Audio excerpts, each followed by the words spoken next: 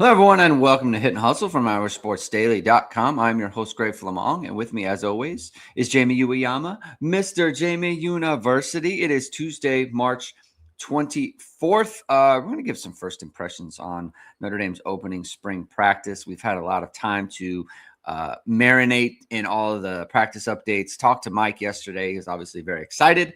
It's always nice when the Godfather is in a good mood following a practice viewing of his. We'll talk about Notre Dame women's basketball advancing to the Sweet 16 for the fifth year in a row. Really good coaching job by Neil Ivey. Really good performance by Hannah Hidalgo. We'll talk about that. We got Notre Dame Pro Day coming up today. I want to ask Jamie some guys who are going to be performing who could impress scouts who weren't at the combine.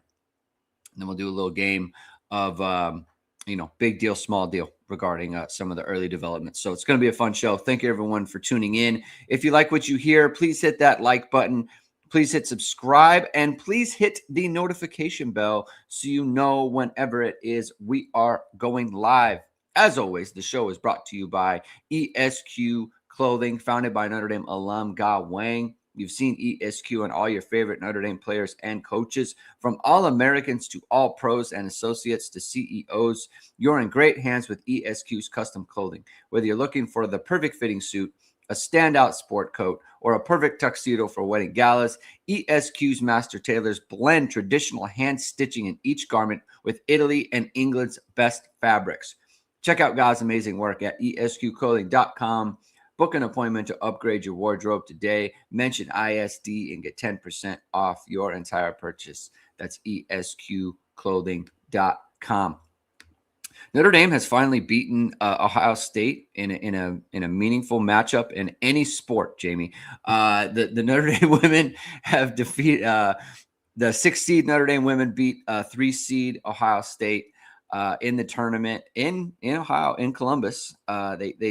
They kind of, they started out real slow. It was 11-0 to start the game for Ohio State. Notre Dame goes on a big run from that point, 8-point lead at halftime for the Irish.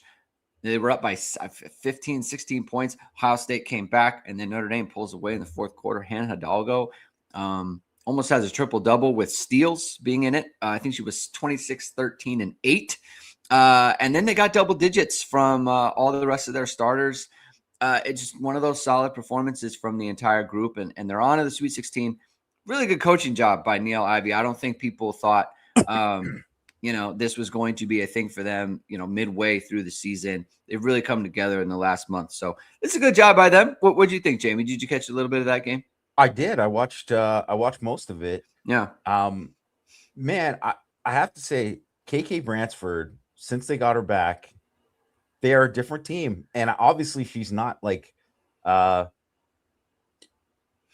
level of, she's not an elite player, but they talk about her like, she's one of these glue player, and they just been a completely different team. And they played like a pretty tough schedule, like to close out the end of the season. Like, obviously when you get into the ACC tournament too, like those are tough games, any of those games.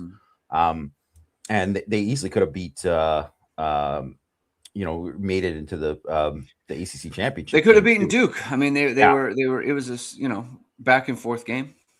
Yeah. So I'm excited. Like I don't think that there's levels to this. Of obviously you watch like UConn and what they're doing. I mean, that's going to be, if they get that far, to the Elite Eight and have to play UConn, then that's going to be tough. But like, man, considering where the season was and where it looked like, there's a point where it was like, are they going to make the tournament? And they absolutely great job turning it around. And Hannah Hidalgo, just how she wasn't first team AP All-American. Get all those voters out of there right now. Just disgraceful.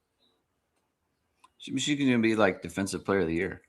Yeah, she's like third in the country in scoring. She leads.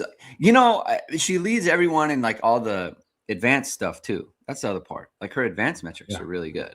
I was texting with Jess Matana yesterday about this. Like, I think people don't realize the last 2 years, Hannah has really kind of fallen apart in February and March. just like her efficiency went way down. And it kind of made sense because she's a high energy player who's running all over the court. Like it makes sense. Your legs kind of just go, This year it hasn't happened. She's shooting around 48, 47%. The other part of that is she's not really shooting the three ball very well. So like for her to do that, the leadership, I was able to do a interview with her about a month ago, and funny enough, it was right around that time they kind of turned it around. Podcast bump Jamie on that. Oh yeah. But I just at that point she was very focused. She was very centered. She was not. You didn't seem down at all, and it really has come through. Other part of this is I think obviously they don't have as much talent, but the fact that there's role identity is very important, I think, and they kind of suffered from that last year where they had a bunch of talent, but it's like, how am I scoring, right? How is everyone going to score on a possession to possession basis? Like, and I think someone like Vanessa De Jesus, who's just like really in her role as a point guard, she knows how she's getting her points. She knows where those points are coming from. And everyone has that kind of role identities where it's like, this is how I need to impact the team on a game to game, possession by possession basis. So it's very impressive. So let's see, they've got Vanderbilt coming up. That's going to be a thing. They're underdogs again, not big underdogs, but they are underdogs just like they were against Ohio State. So hopefully they can keep going. There is a something coming in UConn.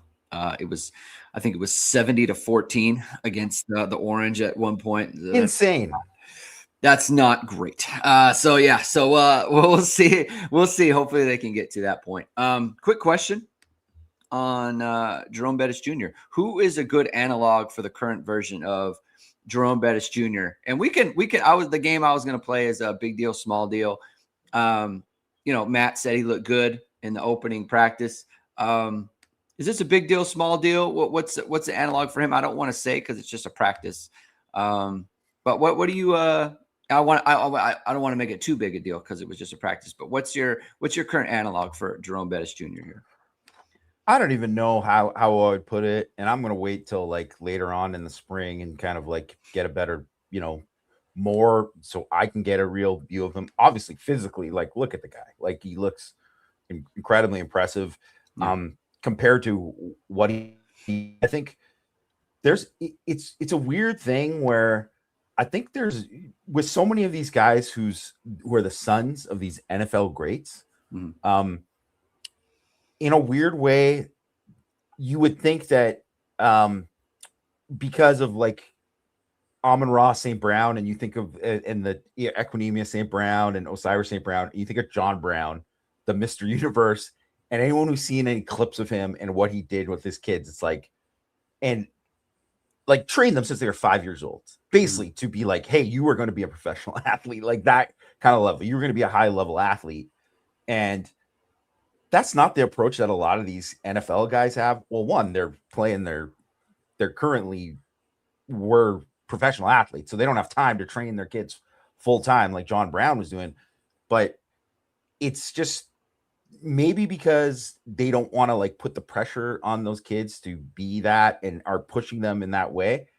It's like, yes, and it is, they do have the genes, and that is a thing, but they're not pushing them in that way to really do it. So I think you see a lot of these guys are late bloomers, a la Joe Alt, right? Like that is a perfect example. Mm-hmm. And I mean, I think you could even say like, I don't think Kennedy Urlacher, I don't know if he's going to be an NFL player or not or whatever, but he's clearly was way better than he was as a high school player and like looked as a recruit. And some of that maybe was like, maybe his dad wasn't around to train him and do all these things. I don't think Jerome Bettis like pushed him like and pushed his son the same way that he was pushed maybe by like when he was a kid. And I think you could probably say the same thing about Larry Fitzgerald. He's not in there telling his kid, hey, you got to do this, you got to do that, everything. And these guys have something there, obviously, and they're able to kind of, once they're in a kind of a place where they can be pushed and do that, and it's not their dad doing it. Bryce Young, another guy, same kind of thing where, and all of a sudden you see them like physically kind of take off. Yeah. And so I do think I'm intrigued by it. I don't know what I clipped a thing and put it on Twitter too of like he made a really nice like adjustment on this catch. It was just a really smooth adjustment. It was against air. It wasn't crazy or anything, but it was still like it was a really, really like athletic, great catch. And I think people thought, and I certainly thought, there's probably limitations to what he can be. Now maybe I don't know what his ceiling is and all that. So I don't know what the analog is. I just know that I'm intrigued by him being more than I thought he could be. Maybe a lot of other people thought he could be. You mentioned the photo that I'm putting up on the screen here. Obviously he looks absolutely jacked. I mean, I'm intrigued by the effort that went into that. You know, skinny player coming in, and now he's not that, right? Like he's ready to compete physically. There's a lot of intent that goes into that sort of thing. So I'm, like you said, I'm intrigued by that. I think a good analog is probably, and it's funny, I was thinking Urlacher myself, just because I think when Urlacher signed and was, committed and everything, it was like, what is he actually going to do? And I think Bettis Jr. was kind of in that camp too, because a lot of people thought, maybe he could be a good safety, or maybe he could be a good defensive back, right? And people would thought, he's a good athlete. What is his position? And so I think for him to come out and it's like, okay, I'm embracing wide receiver and I'm embracing that sort of thing. It's just like he's a factor, someone we think about, right? Like someone we're monitoring, right? Whereas before it's like, oh yeah, he's just kind of out there, so that's interesting to me. Chris is asking, how tall is he? What is he listed on the roster? Are you aware? I think let me just check real quick, but I believe he's 6'2". 6'2". Okay, but look at he has really long arms though, Jamie. Like his really long arms. Yeah, as Matt likes to say, long levers. Yeah. Matt likes to talk about that. So it's intriguing, right? And I think that's going to be something to keep track of as the spring goes on. But good job by him. Good job by him getting himself in position there. We'll get back to the team in just 1 second. Today is Notre Dame's pro day, and there's some guys that are going to be working out that didn't really work out at the combine. Anyone that kind of jumps out to you just real quickly, like, oh, this guy could show something, So there's Will Pauling, there's Jared Dawson, Jordan Botelho. I think Billy Strouth is going to do some stuff today that he didn't do at the combine.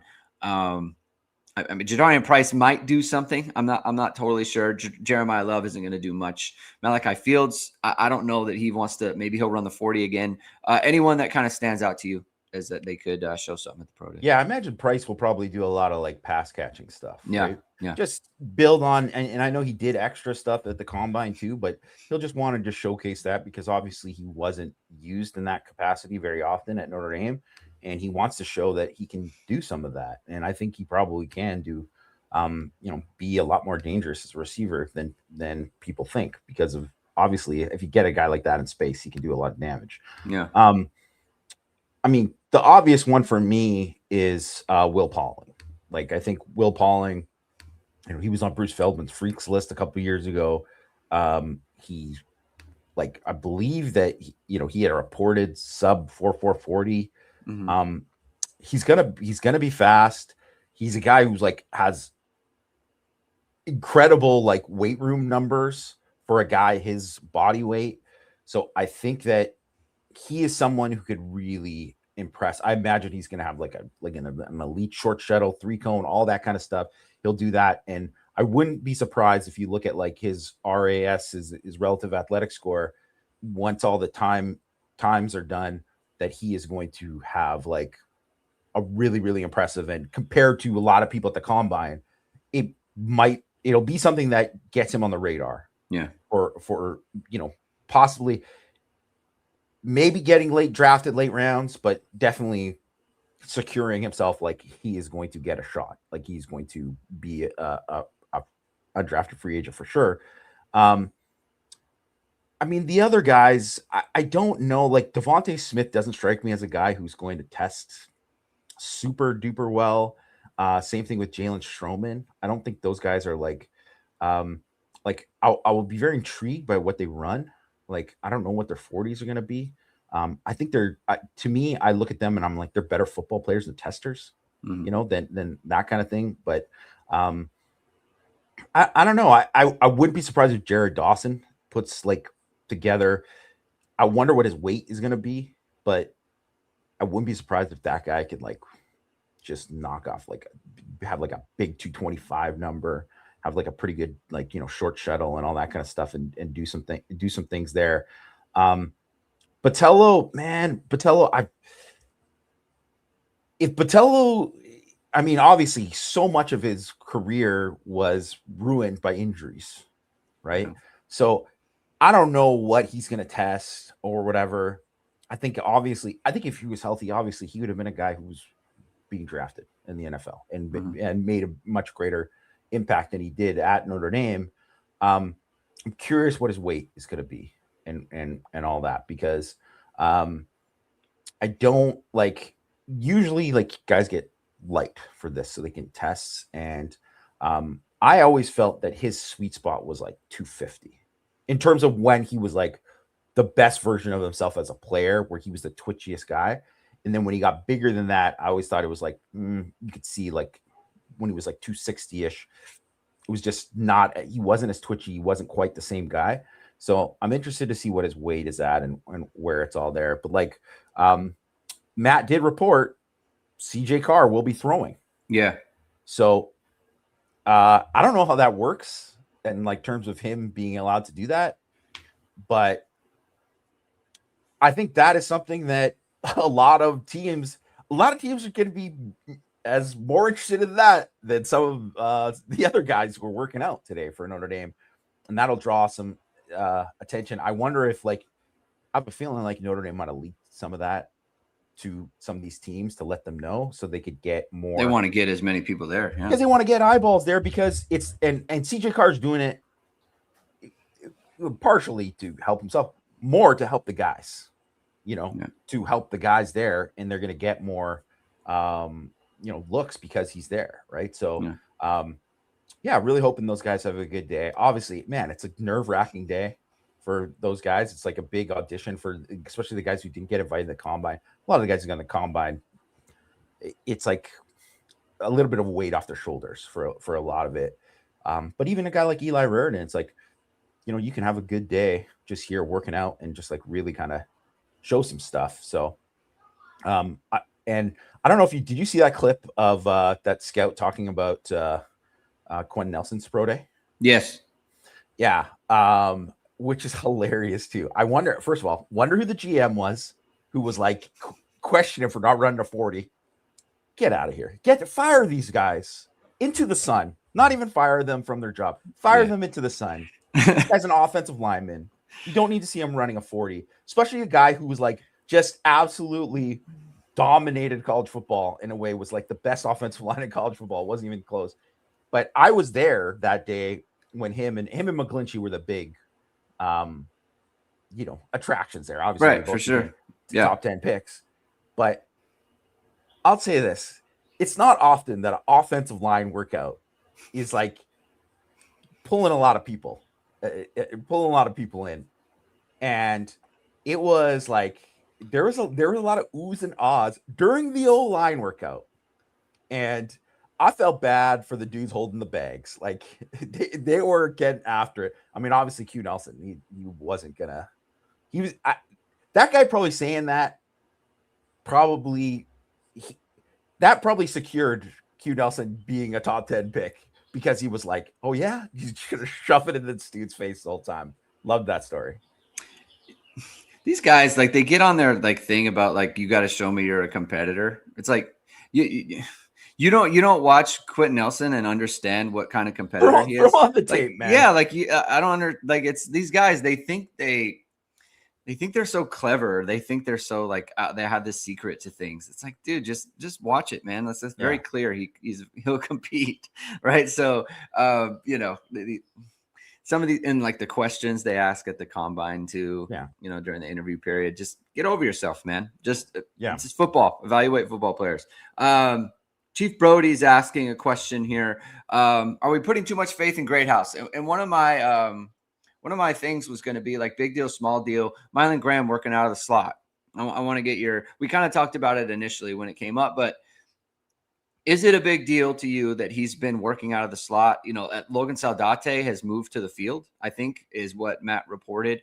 Obviously, you have Elijah Burris playing field. I don't want to say Logan Saldate moved to the field. They're repping him at the field, so I don't want to say that's like a permanent thing. But Mylan Graham was working out of the slot with Faison with the first team on opening practice. It's like, to me, I just think like this could be another situation where they're splitting reps. I don't know how you get Mylan Graham. You don't get Mylan Graham on the field. Yeah. I don't know how you keep him off. So I don't want to say too much faith in Greathouse.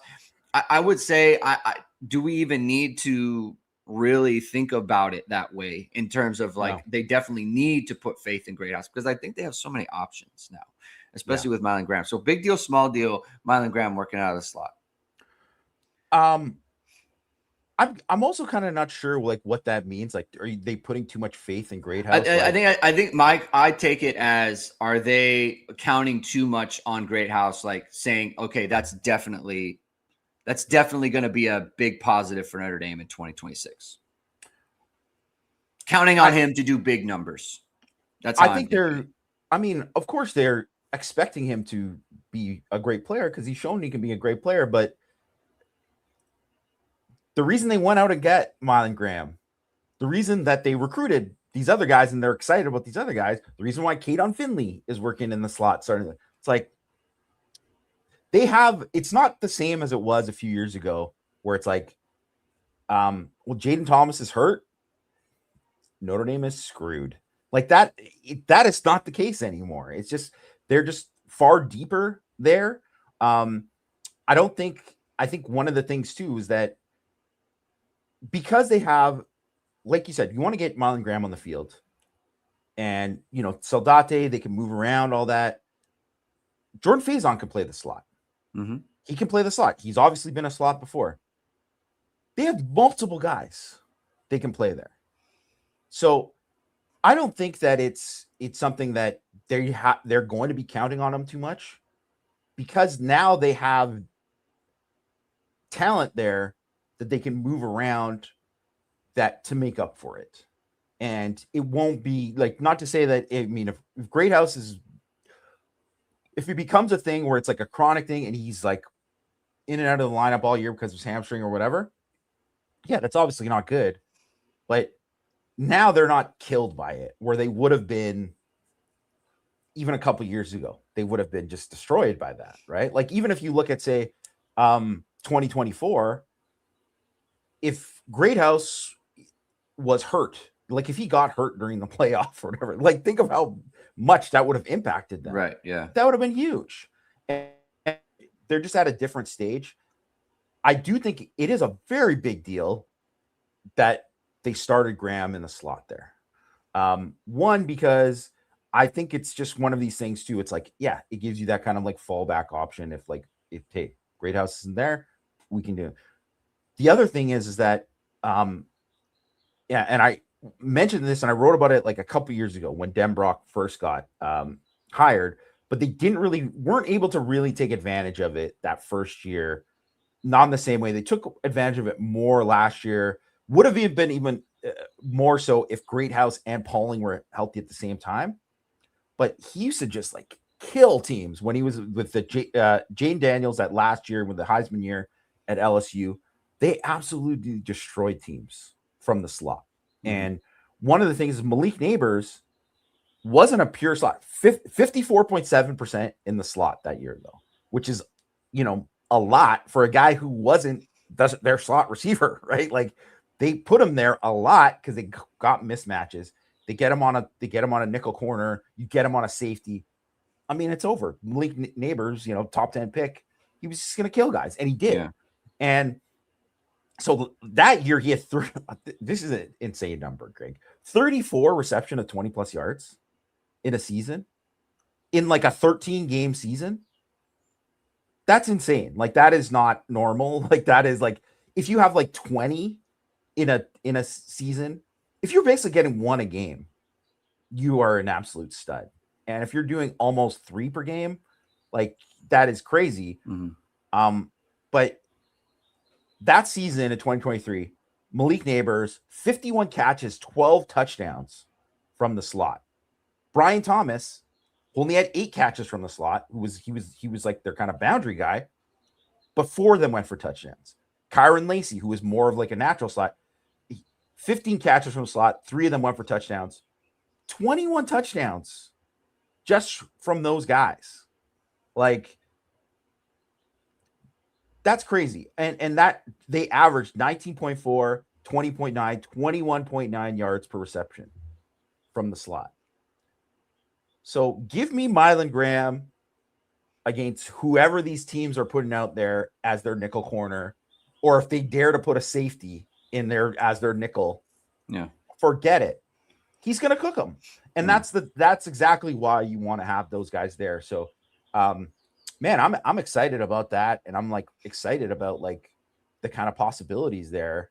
And you know, I didn't even mention Elijah Burris, like, and him, like, you know, have Moss and Chad Smith on a big play too. Like, they got dudes there, right? They got dudes there. You know, Cam Williams, whatever. Like, they have better options there where one injury isn't going to kill them like this. And I would say, as valuable, as good as Greathouse can be, and obviously they want him to be that, to me, the most important player and an injury that would hurt them the most would be Jordan Faison. Because he's now proven he was the best receiver on the team last year. He was just a first down, an automatic first down whenever you threw them the ball. Didn't matter if you threw him like a little hitch, if you threw him a little comeback route, whatever the line to gain was, he was getting past it. And that, to have that kind of option is just so like valuable. So to me, he's the most valuable receiver on the team. Yeah. Quick question. Who were the running backs on that LSU team with Jaden Daniels? What were their names? Logan Diggs was one of the running backs. He was one of them.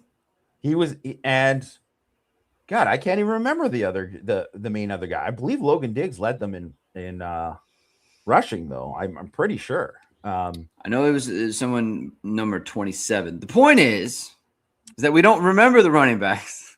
No, because the passing game was so good, right? And I think so when we talk about running back this year, it's not like we'll obviously know all of Notre Dame's running backs, but it's just like sometimes an offense makes the transition from we are now being powered by the passing game and our explosive passing game and being able to push the ball downfield that way. And the running game acts as a different kind of vehicle for how the offense moves the ball and how the offense is effective. So it's just, that's something to monitor as well. Just kind of keep in mind. A lot of chatter about hamstring injuries in the chat. How do people hurt their hamstrings a lot? Mitchell Vahiluk made a good comment. It's accumulation of scar tissue. I've never liked how Notre Dame handles their hamstring problems. I think that Jaden Greathouse was affected his freshman season in that he hurt his hamstring and then he had to kill him play because they didn't have any wideouts. And so he had to play more. And when you're playing on a damaged muscle like that, it hurts the muscle. And it just, same thing happened to Jaden Thomas. You know, same thing happened to Braden Lenzy. Like, sometimes the muscle gets damaged to a point where it is no longer the same. And you can continue to hurt it over and over again. The analogy I always use is like if you have a flat tire and instead of getting a new tire, you just repair the tire. And sometimes the tire doesn't get repaired the same way, and it just can't perform, you know? And so, you know, it's one thing if you're just living your life. It's another thing when you're trying to be a high level athlete. I do get concerned about Greathouse and his hamstrings or his soft tissue injuries because he's not a speed guy anyway. So it's just like, if you're losing even a little bit of juice that way, it hurts you, right? But I don't know where he's at right now. I'm assuming he's going to be fine, but I just want to go because Andrew's like basically dismissing. Yeah, they don't need him. He is a stud, guys. No, he's a good player, He's 100%. a stud, and believe me, I think they don't need him in terms of like they have options there that it's not disastrous if he's out, and they should be fine and still explosive, whatever. Obviously, last year, look at it. They were still plenty explosive and great without him. And I believe it would be the same this year. But him just saying 3-game wonder, it's not 1-game wonder. It was 3 games. It was the 3 most important games that Notre Dame has played in the last decade. So there's a difference in importance too, but like no one says that about Charles Jagusa.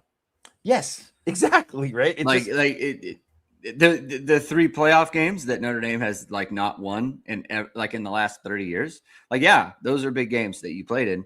And it's like against the top teams that you could even come up against. So like he's a good player in Notre Dame. It would be great. And he's a big game player. And he was a big game player in high school. And that's a guy that, and if you look at like the Louisville game, he was at his best game. That was another very big, very important game. He's a guy that when they're playing Miami, you want Jade Greathouse in that game because he could be a difference maker in that game. And when you're in the playoff, you want to have him there. Everyone shouldn't be like, yeah, they don't need him. No, hope he's healthy. He's a guy who can help them win. Yeah. So hope to get him back. Quick story about Jordan Faison. You guys were talking about him yesterday on Power Hour. They were mixing it up and stuff. Jordan Faison, I wonder if he's going to be a captain. Yeah, Jordan Faison wants all the smoke all the time. At the end of the Louisville game, speaking of the Louisville game, so we're all down there, right? Because we're after the game, you go into the tunnel and you go into the press conference, right? So we're all sitting down there after the Louisville game and Notre Dame wins and take a knee.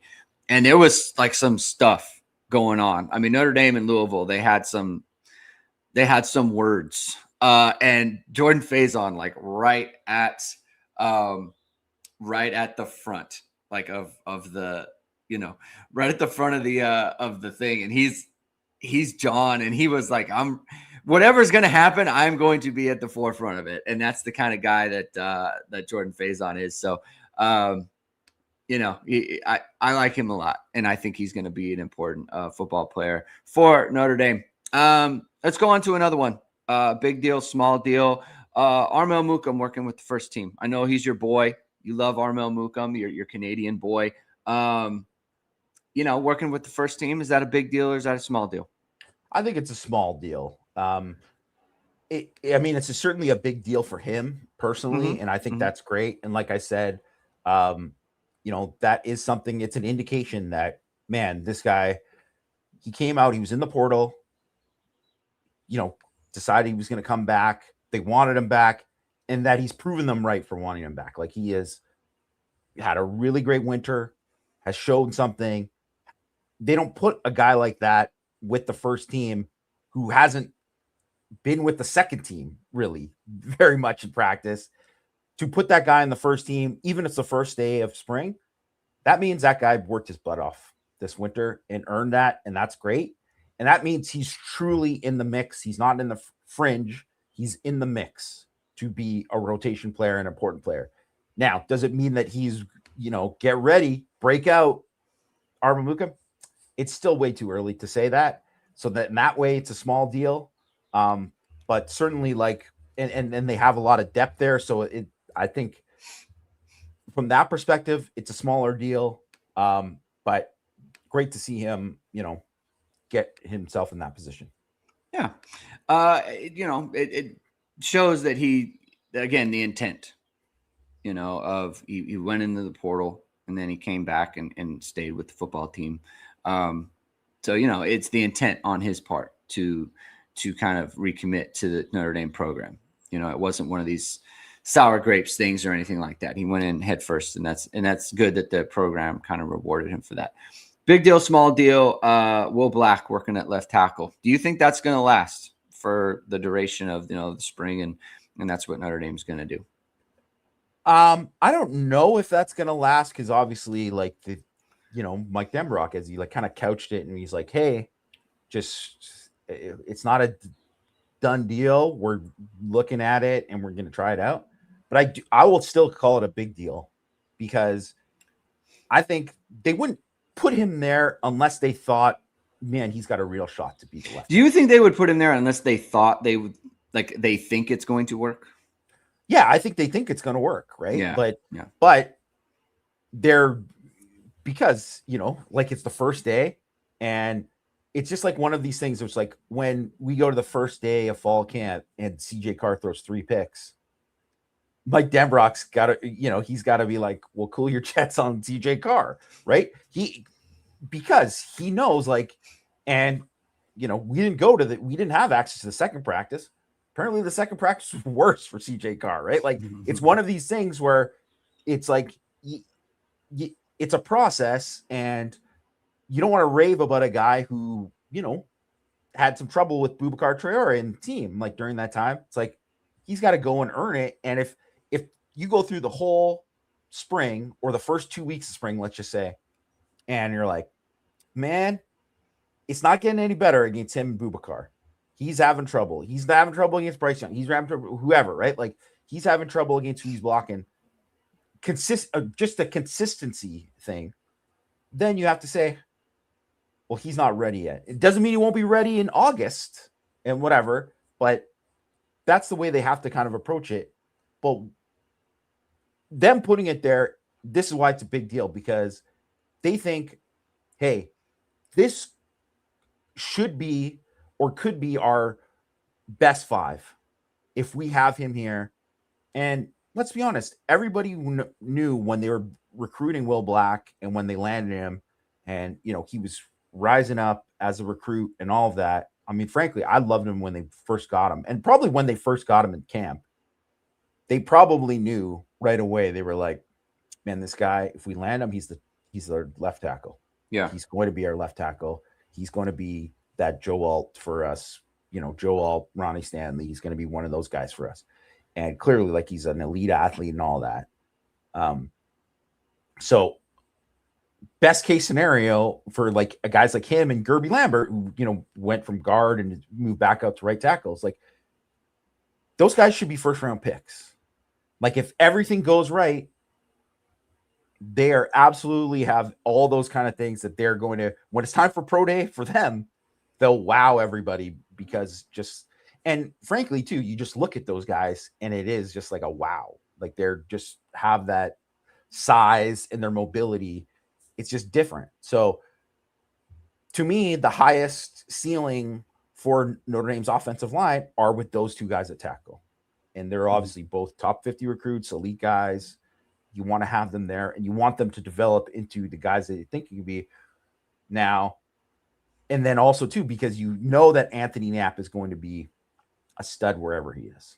So it's just, you kind of go from that. So I think it's a big deal. I can't remember if it was your article or Matt's that I was reading about the Matty Augustine, him moving into guard. It was mine. Yeah. It was you. Okay. So what do you make of, I mean, maybe we've talked about this like in other, I don't know, iterations of this, but what do you make of the whole, like, all right, you practice tackle and like all year and now you're going to guard? Will Black did this. He went from guard to tackle. Obviously, Gerby Lambert played guard, and now he's going to tackle. What do you make of that? Like, sometimes a player does it, and it's like a player, and this is like multiple players now. What is the efficacy of that, in your opinion? And this isn't like a criticism. I'm genuinely wondering. Yeah, no, I know. Like, I think, obviously, if you think about if one person works at one spot the whole time, you're going to be able to like master that quicker, like a whole 10,000 hours of like being able to work at the same spot. And there's that.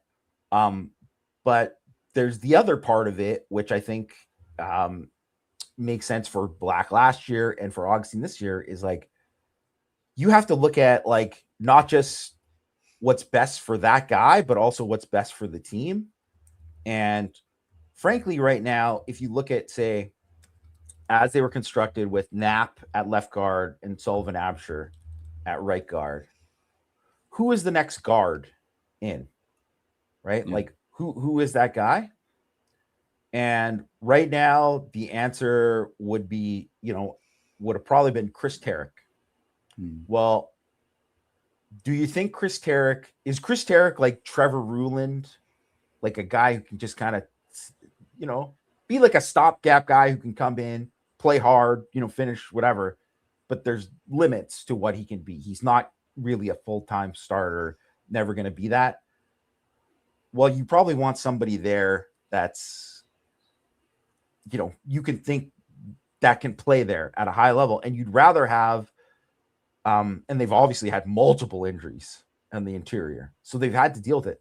So they kind of have to cross-track. If you think that if Matty Augustine's the sixth best guy, well, where do you need the depth the most? And probably, so let's just say Black went down. Well, guess what? Knapp's moving back to left tackle. Well, somebody's got to step in a guard. Well, who's it going to be? That's why you need, if you think Matty Augustine's the sixth best guy, you have to train him for that. And I think like they're training, Matty Augustine might end up being a tackle full time eventually in his career. And probably that might be the best fit for him. But just kind of like how Black last year was like, well, if we need Black to play, it would probably be a guard. Like that's how they probably viewed it last year. And I think it's the same thing with Augustine right now, is that they have to say like, he's not one of the starters right now. He could be one of those guys. And also you don't know what's going on with Jugasaw and when he's going to be back. Also, we don't know that Sullivan Absher I'm not saying that he can't be this but he started basically the last half of the year and he was solid. They didn't play very many good teams there at the end. He wasn't really tested, right? And he played fine, but how's he going to be when is he capable of being, because he didn't win that job. He didn't win that right guard job from Gerby Lambert. So is he really should be the sixth guy? Is Matty Augustine maybe one of the best five? And if he's one of the best five, well, where's his spot? Probably a guard if they like Lambert. And so I think that's the way to look at it is it from there. And I totally get what you're saying. Like, I think in an ideal world, you have enough depth that you say, Augustine, you are going to stay at tackle, keep working at tackle and all that, and just do that. But like, I think there's guys they have to cross train, frankly, because, and one thing you'll say too is that you've seen enough guys who've kind of moved around, and with Rudolph and also Harry Heastand before that, where guys are like, plug this guy in it, or Josh Lugg, perfect example, right tackle, guard. I mean, he played center for a few games. Like and I wouldn't say that he's the most ideal guy to play center, but he was okay enough to do it. And his best spot was right guard, but he had to play some other spots too. And he was like competent doing it, right? So I think it's like you got to be able to cross train those guys and have it there. Ideally, you don't have to do any of that. Just like ideally, you don't have to play Riley Mills at end during the 2023 season. Or was it 2023 or maybe 2022? I think it was 2022. 2022 season. But they had to because they are like, yeah, we don't really got anybody else here, so we have to play him there. And I think it's just a little bit of that when we're talking about the next group, which is obviously too when if Jugasaw is healthy and he's like, you think that he's just, let's just say he's healthy, not even put him in like he's going to be this elite guy, but he's just back and healthy and he can play. That changes it. And then maybe Matty Augustine, you're like, okay, go back to tackle. We don't have to worry about you. Yeah. I do think that right guard spot is kind of like up for, I don't want to say up for grabs, but it can be had, I guess is a good way to put it. How good do you think, like someone asked if Otting can just take the job outright? Because Irish Steel says, I think he's, but this isn't anything about Ashton Craig. It's just more of like he thinks Otting is really good. Is that possible? I mean, I guess it's possible, but it's just like how in your opinion, how big a distance is there between Otting and Ashton Craig? I think there's a gap, but I don't think it's like. I think it's possible that that gap could be closed. So it's, there's a chance that it could happen. Um, and that is something too. Would be another thing. Like I know Mike was like, Otting didn't have that good of a first practice. Whatever. I'm like, I don't care about any of those first practices for those linemen when it's no pads. Like I don't care about any of that. Yeah. And even like, hey, it's great that people get excited about Boubacar and Ronnie Dunn getting sacks. I'm like, I don't care about these on these no padded days. For me, personally. It's so much easier for the defensive players to be so much easier than the offense. So much easier. Yeah, it's not even close. So I just think it's like you don't even really grade those guys on that day. And you want to go hard, but there's a level to how hard you can go too, because you're not pads. And like, what are you going to put a guy in the ground? You can't do it. And right. So it's a totally different situation. So it's kind of a weird, which is why it's like hard. It's impossible to evaluate those guys on day one. Hopefully we get a better idea when I'm there in April. But so like with Otting, if he did rise up and they were like, yeah, Otting is good enough to be our starting center. Let's just say he gets to the level that not past, he's better than Craig, but he gets to the level of Craig. Well, then maybe that's the case where they say Ashton Craig right guard. Yeah. Right. Mm-hmm. And I think that that changes things too, because of Otting, I think could only be a center, but Craig, I do think could play guard. Mm-hmm. Similar to Jaret Patterson. Yeah. Right. Where Jaret Patterson could play multiple positions. So, and I think he could be pretty good guard too. Right. So that is something that I think would be huge if he was able to do it. So I wouldn't even necessarily say win the center position, but it's like if he shows like, hey, there really is no drop off when Otting and Craig are there. It's just like one of these guys, these are two starting caliber centers. Then maybe if you don't like what you're seeing from Absher at right guard, maybe Craig's the guy there. Gets fined at that 5. Yeah. I think it's really unfortunate for Joe Rudolph that Billy Strouth ended up getting hurt, because I think he would really benefit from like a second round pick at guard. Like I think he kind of really needs Will Black and Gerby Lambert to kind of like be studs and be like, these first round pick buzz, because that was, for better or worse, whatever you think of Harry Easton or whoever, it's it was huge. Those guys. Yeah. So I think he needs that, and I think people are looking at, the recruiting piece or whatever. And obviously you like who they brought in. Grayson McKeo, like we're very excited about him. We're obviously very excited about Will Black, right? Like they're landing these guys that are, exciting prospects. But like he needs someone to just be like, oh, Notre Dame's got some studs at tackle. And I do think Billy Strouth is going to be a day 2 pick. Okay. But based on kind of what I think, like just buzz you're hearing. And I think too, if you throw on his tape, like I can't imagine too many guards have better tape than him. Then it's just for that first 6 games. And I would say that how many people have better single game tape than his USC game? Yeah. Where he's playing on one knee and just destroying guys. Yeah. Right. Destroying guys who are like, this guy is one of the top defensive tackles in the portal. Give me a break. Come on. Yeah. Like he's just killing them. But I think to that point though, Greg, man, it's a terrific point, because Charles Jagusa was supposed to be that guy. That's the first guy who was going to be like, well, Jagusa is going to be a first round pick, or he's going to be this or that. Right. I will say, guys, Anthony Knapp is going to be a very high pick. He might even be a first round pick, but he is going to be a high pick, because it's kind of similar to Zach Martin in a way, where I don't really remember at the time. Maybe you could remember it better than me, Greg, but I don't really remember the whole time people being like, well, Zach Martin's first round pick. Like I don't remember that being the No one challenge. thought of him in the way of like, he was the third team All-American, so it's not Yeah. like no one thought of him like the They just Aaron thought, man, Taylors or great college football player. yeah, for They sure. probably thought he was, hey, maybe he's a second or third round pick.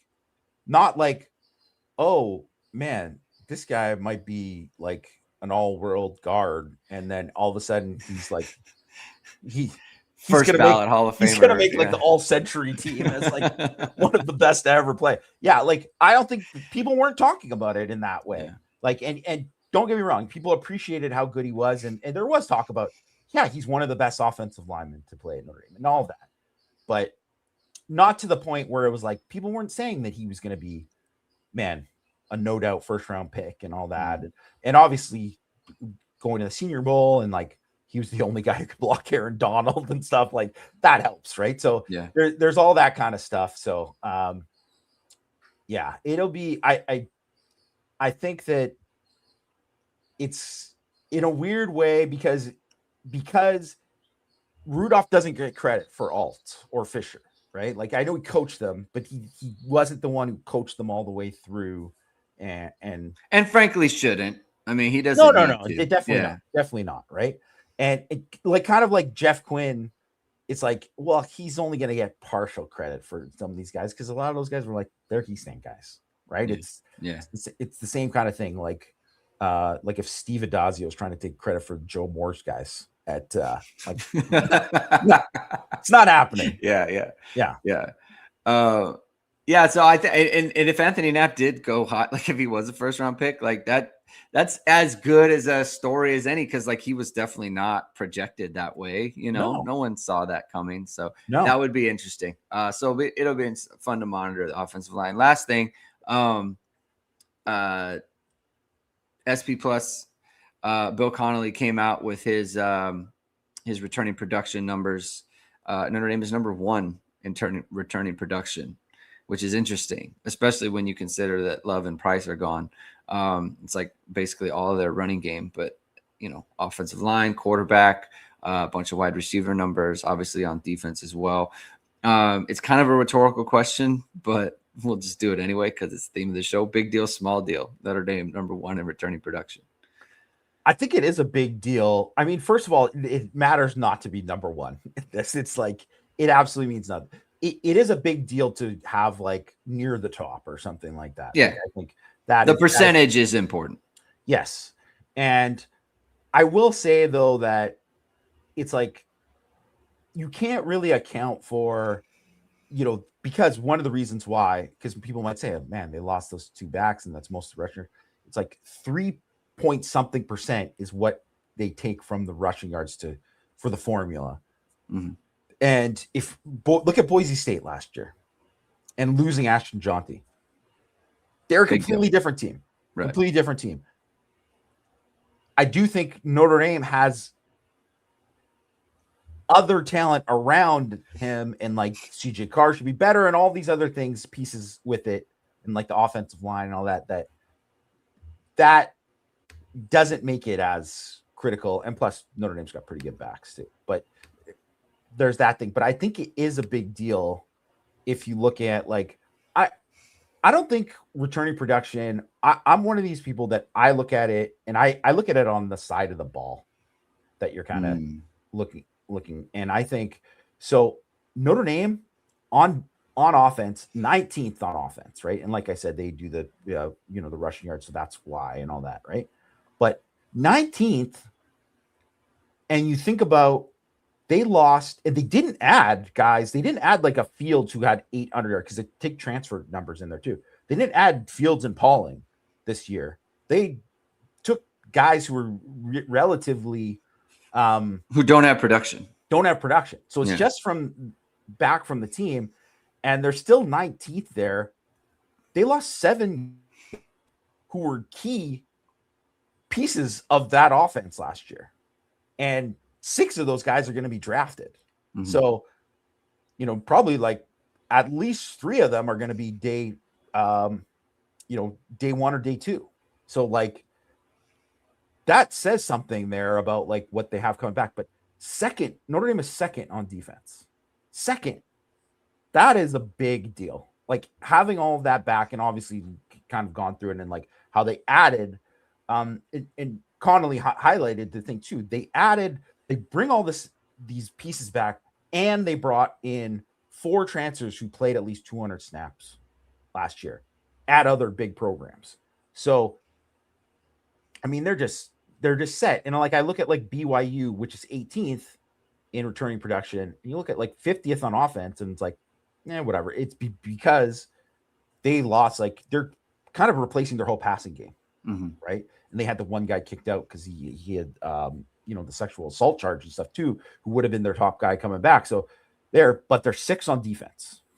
Now they're replacing the coordinator there. That guy went to Michigan, but they got a lot of pieces there from what was a pretty good defense. So I'm like, right away, I look at that, I highlight that, I'm like, they're gonna be pretty good on defense. BYU's gonna be, that's gonna be one of the best, if not the best, defense Notre Dame faces this year. And you look at like Miami, and Miami is low on the returning production. And first of all, it means less for a program like Miami, who is like, yes, they lose Ruben Bain and Akeem Messidor, and they might not get those same level of guys, but Marquise Lightfoot was a 5-star, and they have other guys that are like, 5-star guys waiting in the wings that can be pretty darn good. And they have enough talent there coming back that it's like not as big of a deal. To me, though, the bigger deal for them is that they lost 4 of their starting 5 offensive linemen who had like over 100 career starts. Like that's that is kind of where you look at it. But I think looking at the side of the ball is what I always kind of like focus on, because someone can be like, they're 45th or whatever, and you're like, well, but they're 80th on offense, but they're 13th on defense. You're like, okay, well, it just means like, and all it really means too is like that you're probably going to improve. Like you're set to improve there. And so I look at Notre Dame second on defense, for a defense that finished 8th. I believe it was 8th, maybe it was 7th. It was 8th in DF plus, so FEI and SP plus rating. I mean, that's all set up. They're going to be a top 5, top 3 defense. Yeah, and it's obviously very much like the least kind of covered aspect of Notre Dame on a national level, just in terms of like, the offense. Like they averaged 42 points a game last year. Let's say they averaged 37 points a game this year. Who's going to score on this team? Yeah. How are you going to get more than 2 touchdowns a game? How are you going to get more than 1 touchdown a game? Like, it's just very difficult. And they have stars. It's kind of at every level too. It's like star power at every level. They have multiple stars in the secondary.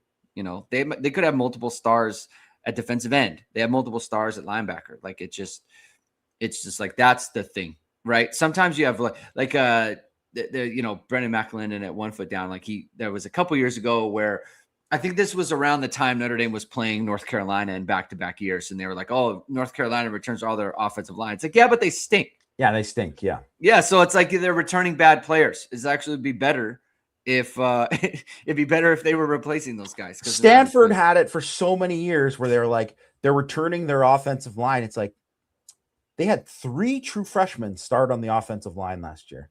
And I'm not saying those guys aren't going to be better, but they might go from the worst to less stinky, but still bad.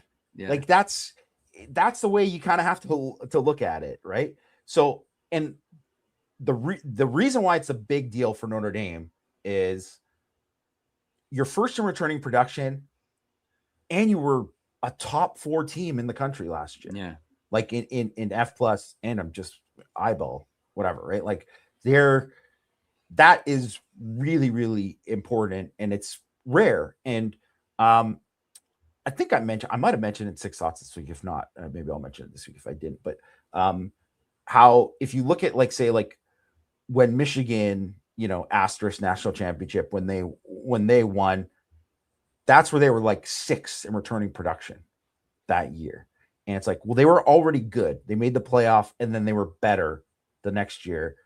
it just kind of makes sense. It's like if you're good and you bring all that back, it's good. So like Texas, they lost a ton of guys last year. This year they bring a ton of guys back. I bet that offense is just going to be cooking.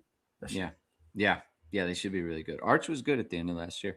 All right, we'll be back on Thursday with some stuff. There's going to be some player interviews or some content coming out from practice tomorrow.